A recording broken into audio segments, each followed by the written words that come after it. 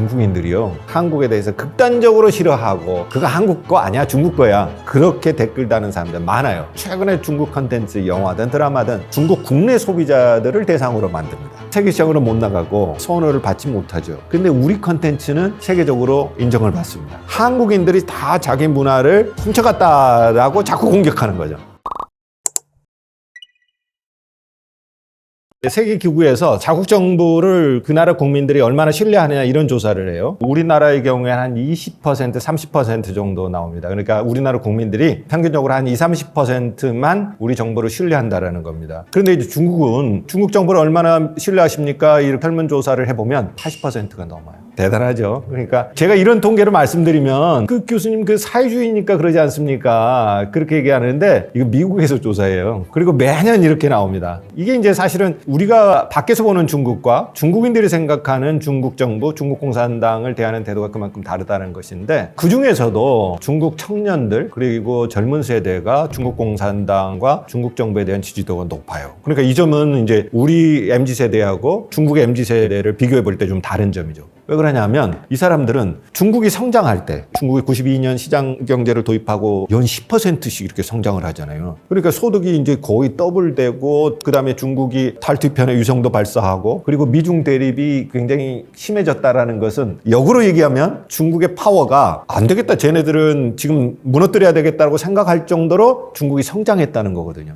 그러니까 여기에 대한 자부심이 있는 겁니다. 그러니까 이 사람들은 마오쩌둥 시대는 몰라요. 그리고 예를 들어서 우리 집에 어느 날 그렇게 가난했단 말이야? 이건 모르는 거죠. 한국 여행 가봐도 미국 여행 가봐도 우리나라하고 뭐 상해하고 베이징하고 큰 차이 없던데 뭐 이렇게 생각합니다. 그리고 이제 성장하는 과정에 중국이 주도하는 세계적인 이벤트들이 굉장히 많았죠. 베이징 올림픽이라든가 상하이 엑스포라든가, 그 다음에 우주 굴기라고 중국에서 표현하는 이런 거들 굉장히 많았죠. 그러다 보니까 이 사람들은 자기 국가, 민족, 나라에 대해, 그리고 집권당인 중국 공산당이 잘하고 있다고 생각하는 겁니다. 그래서 이 중국의 MZ세대의 특징은 애국주의, 민족주의예요. 우리 아빠 엄마가 우리 집을 이렇게 잘 운영을 하고, 그리고 나한테 풍족한 먹거리도 주고 이불거리도 주고 우리 집에 살림도 이렇게 늘어났는데, 그러면 우리 엄마 아빠 잘하는 거 아니야? 이렇게 생각하는 겁니다. 자부심을 갖는 거죠. 그런데 밖에서 우리 엄마 아빠를 자꾸 비난하고 너네 집에 이런 문제 있어 하면 이제 맞고 싶은 심리 생기겠죠. MZ세대가 가지고 있는 애국주의, 민족주의 특징이에요. 비슷한 점도 많아요. 중국이 아무리 사회주의 체제라는 정치 체제를 가지고 있지만 경제 돌아가는 거는 굉장히 자본주의적이거든요. 굉장히 능력주의적으로 돌아가는 요소들이 굉장히 많아요. 그런 측면에서 보자면 굉장히 미국스러워요. 능력 있는 사람만 출세시키고 돈 많이 주고 이런 인센티브 시스템이 굉장히 강하잖아요. 근데 중국도 그래요. 그런데 이제 그러다 보니까 경쟁은 굉장히 치열해지고, 그 다음에 취업도 힘들고 생존이 굉장히 열악해지는 거죠. 그 다음에 이제 중국도 지금 베이징이나 상하이 이런 데는 부동산 아파트 가격이 서울보다 더 비싸지 않습니까? 그런데 임금은 우리보다 훨씬 낮잖아요. 그러면 청년들은 어떻게 사겠어요? 집을 못 사죠.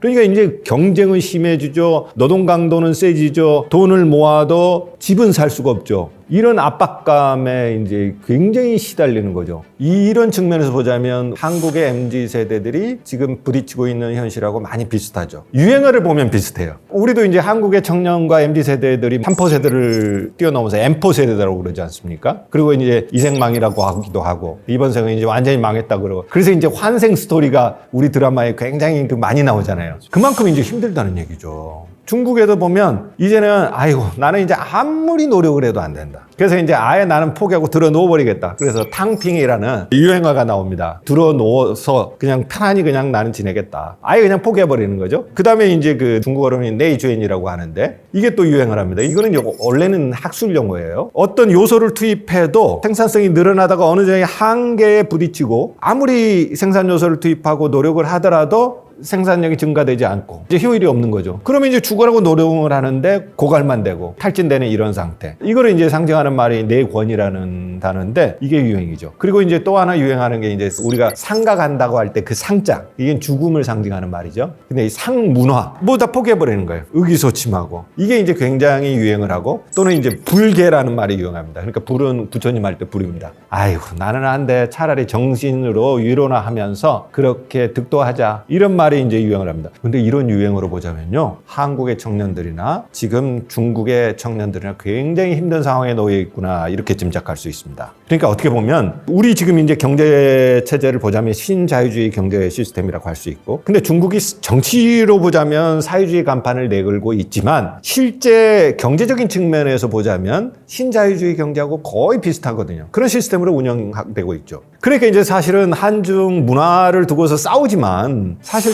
현실 속에서는 둘 다 힘든 거예요. 힘드니까 그 불만을 상대 국가에게 전가시키기도 합니다. 우리도 청년과 청소년층에서 혐오 정서가 늘어나듯이 중국도 청년과 청소년들 사이에서 혐오 표현이 늘어납니다. 그 창구를 이제 한국에다도 표출하고 중국에다도 표출하고 이런 일이 벌어지는 거죠. 근데 흥미로운 거는요, 이런 점이 다릅니다. 한국의 우리 청년들은 자, 그래, 이게 지금 힘들어. 그렇지만 나는 기어이 한번 살아볼 거야. 이겨볼 거야. 이뤄볼 거야. 이런 의지가 있어요. 그래서 갓생이라고 그러잖아요. 한국 청년들 그런 의지 굉장히 강합니다.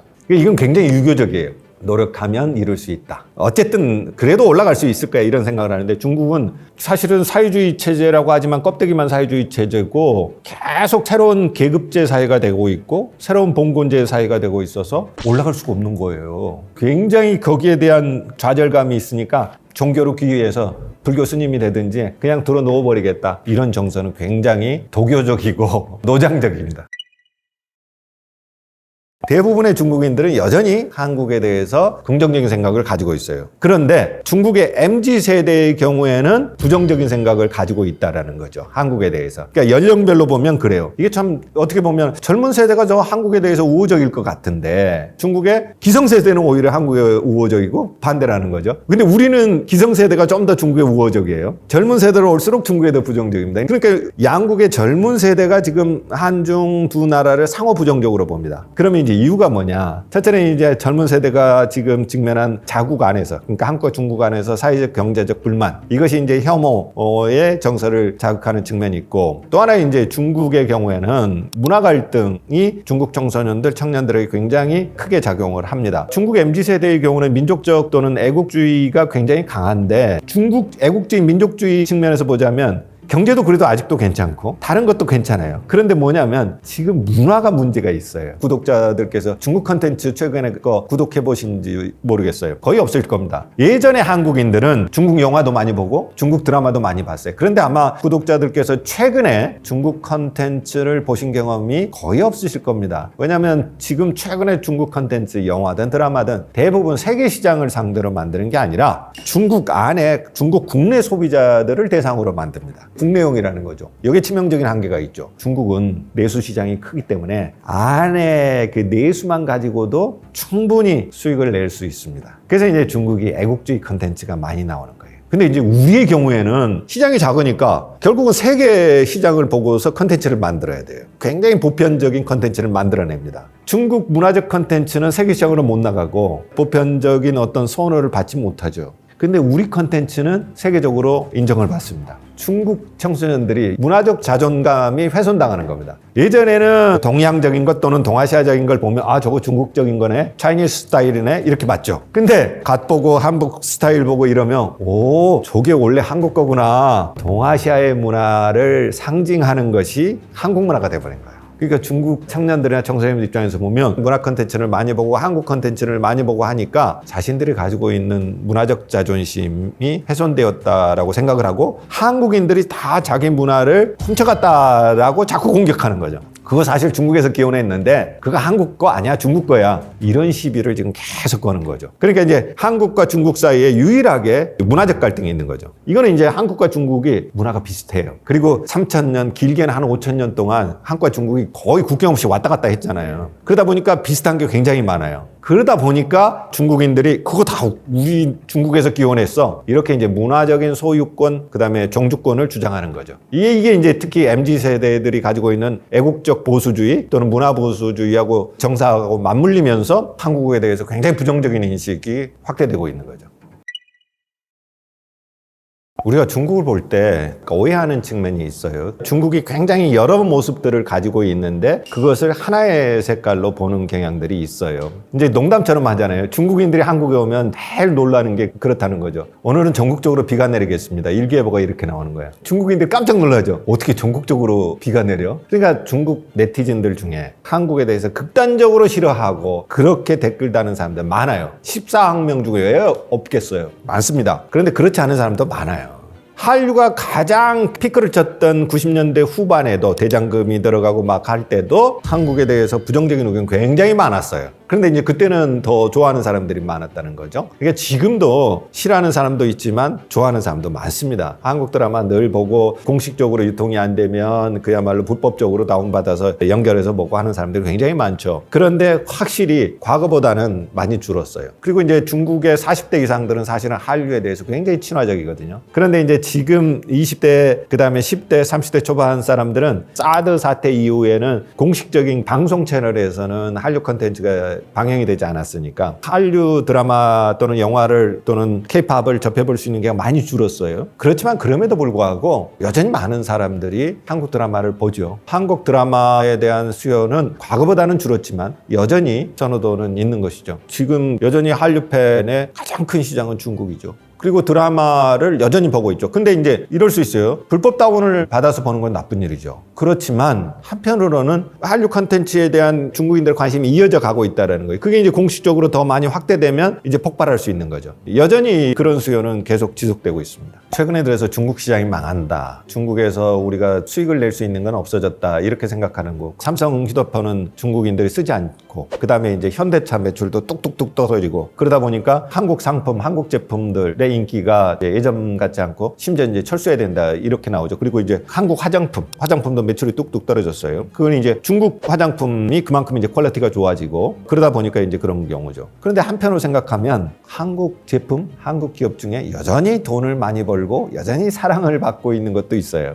예를 들어서 오리온 초코파이 여전히 잘 팔리지 않습니까? 오리온 과자 여전히 잘 팔리고 있어요. 그리고 최근에 소비재 중에서 풀몬 제품, 풀몬이 중국에서 두부로 완전히 중국 시장에서 흑자를 내고 있지 않습니까? 처음에 많이 힘들어서 적자를 봤죠. 그런데 공장도 증설하고 코로나 시기에 공장을 증설했어요. 두부는 중국 두부가 굉장히 다양하고 맛도 좋고 여러 가지 그런데 거기에 지금 풀몬이 지금 도전해서 성공을 하고 있는 거죠. 더군다나 최근에는 풀몬의 삼계탕이 아주 새롭게 또 각광을 받고 있습니다. 그러니까 풀몬이 올해 매출이 조금 감소했다고 그러는데 해외 시장에서는 성장하고 있죠. 특히 중국에서 성장을 하고 있죠. 그 다음에 생우유 시장, 한국 생우유, 연세우유 같은 경우에도 성공을 계속해서 이어가고 있죠. 이게 이제 생우유 같은 경우에는 그렇습니다. 중국인들이요, 자국 식품의 안전도에 대한 불신이 있어요. 근데 우유는 특히 그래요. 그래서 예전에 분유파동이 났지 않습니까? 중국에서 분유파동이 났을 때 하나밖에 없는 애인데 좋은 분유를 먹여야 되는데 중국산 분유를 믿지 못하는 거죠. 그래서 이제 호주 분유, 이게 이제 굉장히 많이 들어왔죠. 그런데 문제는 분유는 호주에서도 들여올 수 있는데 생우유 어떡하겠습니까? 한국의 우유는 믿을 수 있단 말이에요. 그러니까 오늘 집유를 해요, 농장에서. 그러다가 내일 중국에 풀어버릴 수 있는 나라, 이거 한국밖에 없습니다. 가깝죠. 이게 한국에서 비행기 타고 상해나 베이징 가는데 1시간이나 1시간 반 걸려요. 그렇죠? 근데 중국 안에서 내몽고나 저쪽에서 우유를 빼가지고 베이징까지 오는데 이보다 훨씬 2배는 걸립니다, 비행기로. 그러면 운송할 수 있는 시간이 한국이 더 덜 걸리는 겁니다. 더군다나 한국 식품은 안전하고 믿을 수 있다는 중국인들의 신뢰도가 있지요. 생우유 시장을 장악하는 거죠. 그래서 돈 많이 벌고 있죠.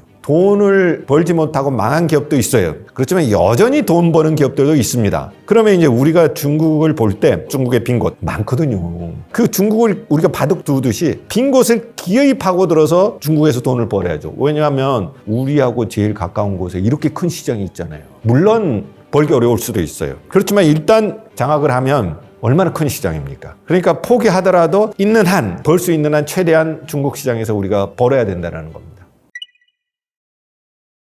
표준화와 현주화를 어떻게 할 것인가, 이 고민들이 좀 있어야 돼요. 그래서 이제 그런 측면에서 보자면 저 기업은 왜 실패했는가? 예를 들어서 이마트나 롯데마트는 철저하게 실패했죠. 싸들고 나와버렸죠. 그러면 왜 실패했는지를 봐야 되는데 우리가 쉽게 얘기하는 거는 이거예요. 중국 소비자들이 애국 소비를 하기 때문에 한국 제품이 들어가서 실패했다. 그게 이제 구어차오라고 그러죠. 이제 애국 소비 때문에 힘들다. 그런 측면이 있습니다. 그런데 중국 소비자가 애국 소비를 하는데 왜 아이폰은 그럼 점유율이 중국 폰보다 더 높을까요? 미중 갈등이 그렇게 심한데 아이폰 미제잖아요. 그런데도 불구하고 지금 선전하고 있습니다. 그러면 삼성은 한국제에서 실패했을까요? 예를 들어서 현대차의 매출이 이렇게 줄었다면 일본 차도 실패를 했나요? 그거 아니잖아요. 일본 차가 작년에는 매출이 줄었지만 그렇지 않잖아요. 그렇다면 애국 소비 때문인지 그렇지 않은지는 냉정하게 살펴볼 필요가 있습니다. 우리나라 기업들이 중국에서 실패하고 와서 너무 쉽게 나라 탓해요. 이게 국가적으로 한중 관계가 악화돼서 그랬다. 그런데 이거 왜 이 제품은 실패하는 이유가 뭔지 분석을 해봐야 돼요. 그리고 성공하는 사람이 기업들, 제품들이 아직도 있습니다. 한국 식당 중국에서 많이 망했습니다. 그렇지만 몇 개 브랜드는 예를 들어서 야채를 무한 리필하게 생야채를 해주는 한식식당 너무 잘 나가잖아요. 중국에 그런 게 없잖아요. 신선한 야채를 무한 리필해가지고 먹을 수 있는 고깃집 없잖아요. 그러니까 중국 시장에서 다 실패한 거 아니거든요. 그러니까 우리가 너무 중국을 하나의 시장, 그다음에 하나의 소비 패턴만 있는 것으로 볼 필요는 없다라는 거죠. 중국 끝났다. 중국의 경제는 이제 꼬라박고 있다. 그래서 빨리빨리 철수해 나와야 된다. 이런 얘기들이 국가적인 차원에서 굉장히 많이 나옵니다. 그리고 이제 최근에는 이제 철수해라. 이제 정부 관계자가 이제 기업들을 모아놓고 철수해야 된다. 심지어 이렇게 얘기도 합니다. 중국에 진출해 있는 상공인들 모아놓고. 근데 그 상공인들 중에는 돈 많이 아직 벌고 있는 사람들도 많아요. 실패한 사람도 있지만. 그런데 이게 위험도가 낮은 게 있단 말이에요. 중국이 흔들 수 없는 것들이 있단 말이에요. 흔들어봤자 별로 영향이 없는 것들만. 소비재, 중국 시장을 타겟으로 할 수 있는 것. 이런 것들은 과감하게 들어갈 필요가 있습니다. 중국이 약점도 있고 강점도 있단 말이에요. 그러니까 우리가 왕 대 왕으로 궁 대 궁으로 장기 뛰듯이 공산당만 생각할 게 아니라 이제 기병전을 해야 되고 유격전을 해야죠. 왜냐하면 우리가 14억 대 5천만이잖아요. 그렇기 때문에 우리는 중국의 빈 곳을 파고들어야 돼요. 그래야 중국을 이깁니다. 이제 그런 측면에서 보자면 우리가 중국을 결국은 시장을 포기해야 될 수도 있을지 모르지만 그렇다고 하더라도 최대한 빼먹고 나와야죠. 그리고 아직은 빼먹을 수 있는 이익을 볼 수 있는 것들이 많죠. 제가 늘 이런 얘기를 듭니다. 일본이 중국을 대하는 거하고 한국이 중국을 대하는 결정적인 차이가 있어요. 무슨 차이가 있냐? 중국을 지배하고 점령하고 정복하고 싶어 했어요. 그리고 지금도 그런 생각이 있을 겁니다. 일본은. 왜구들 임진왜란 때도 그랬고 결국은 조선하고 전쟁한 게 아니라 조선이 길을 내라. 우리의 목표는 우리의 궁극적인 갈 길은 명나라 정복이다. 그렇지 않습니까? 우리 명량이라는 영화를 봐도 그런 장면 나오지 않습니까? 일본의 목표는 결국 중국 정복이었어요. 그리고 중일전쟁이 또 근대에 일어났지 않습니까? 거의 먹을 뻔했죠. 그러면 일본이 중국을 대하는 자세의 가장 핵심은 뭐겠어요? 정복하려면 하나하나 작은 것까지 다 알아야 됩니다. 예를 들어서 전쟁을 하는데 병사들이 임을 먹으면 배탈 나고 위험하다. 여기에는 이런 광물이 좋다. 그리고 이런 채소는 먹어도 되는데 이런 건 먹으면 안 된다. 이거 조사해야죠. 그래야 거기 가서 전쟁을 할 수 있고 정복할 수 있죠. 그리고 광물 같은 거 빼올 수 있죠. 그러니까 일본은 그런 조사를 치밀하게 합니다. 언제부터 했을까요? 임진왜란 때부터, 그때부터 계속합니다. 그리고 일본은 늘 중국에 대해서 그런 데이터를 예전부터 축적해 놓은 거죠. 한국은 어떻습니까? 이게 나쁘게 해석되면 안 됩니다. 그런데 중국을 정복해 보겠다는 생각을 한 번도 해본 적이 없어요. 이거 좋은 겁니다. 왜냐하면 이웃나라 정복할 생각하면 안 되잖아요. 침략할 생각하면 안 되는 거잖아요. 그건 나쁜 거잖아요. 우리나라 사람들 그런 좋은 전통을 가지고 있습니다. 그런데 그렇다 보니까 중국을 일본처럼 꼼꼼하게 들여다보지 않습니다. 14억이지만 이 성 사람들 다르고 이 성 다르고 저쪽 성 달라요. 생각도 다르고 중국은 여러 개예요. 그런데 하나로 생각하고 중국 연구 별로 하지 않아요. 깊이 있게 보지 않습니다. 그러니까 실패하죠. 예전에 제조업 기반으로 중국에 진출했던 사장님들 중국어 못해도 중국에서 돈 많이 벌어오셨어요. 그냥 거기서 물건만 만들어 와서 세계 시장에 팔면 되니까요. 이거는 중국 몰라도 되고 심지어 중국어 하나 못해도 사업하시는 한국인들 돈 많이 벌어서 나왔습니다. 근데 이제 이 14억이라는 시장을 중심으로 시장 개념으로 세계 공장 개념으로 중국을 보는 게 아니라 세계 시장 개념으로 중국을 보면 달라지는 거죠. 그러면 이제 치밀하게 연구해야 됩니다. 근데 우리는 연구하지 않죠.